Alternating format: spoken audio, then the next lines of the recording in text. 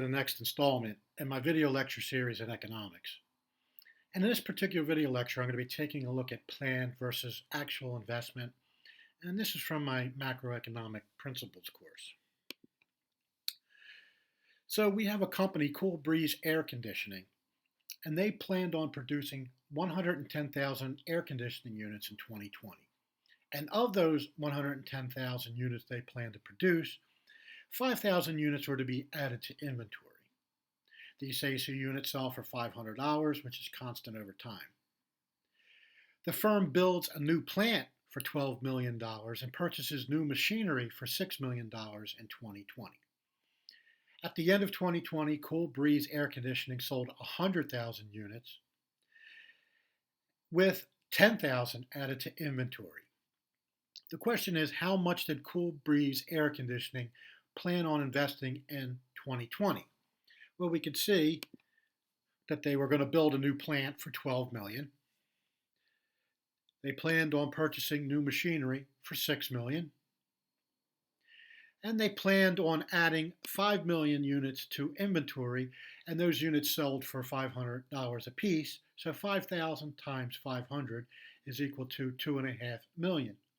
So if we add the investment for the plant, the machinery, and what they planned on investing in their inventory, we get 20,500,000. Excuse me. For the investment that they planned on investing in 2020. Now we want to take a look at how much did they actually invest in 2020. So they built the new plant and they have the new machinery. So the plant was 12 million, the new machinery was 6 million.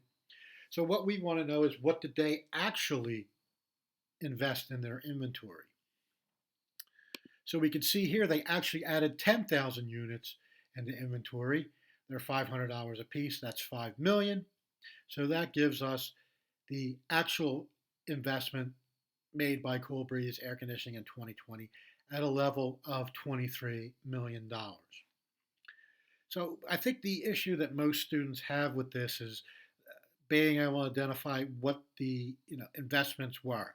As soon as you see new plant, new machinery, new, something that's new, that's going to be an investment. So the new plant is an investment, the new machinery is an investment, but firms can also invest in inventory to hold a higher level of inventory so they can, on demand, meet customers' needs.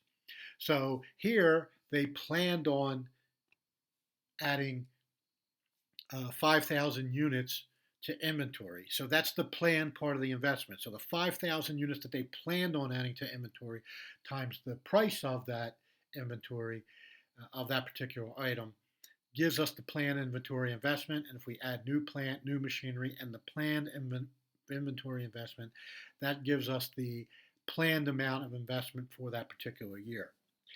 The actual investment occurs at the end of the year. So the sales for this company were lower than they expected. They were expecting to sell 105 units and they produced 110 so they could add 5,000, but they only sold 100,000 units. So this means that they intended on adding 5,000 units, but they actually added 10,000 units.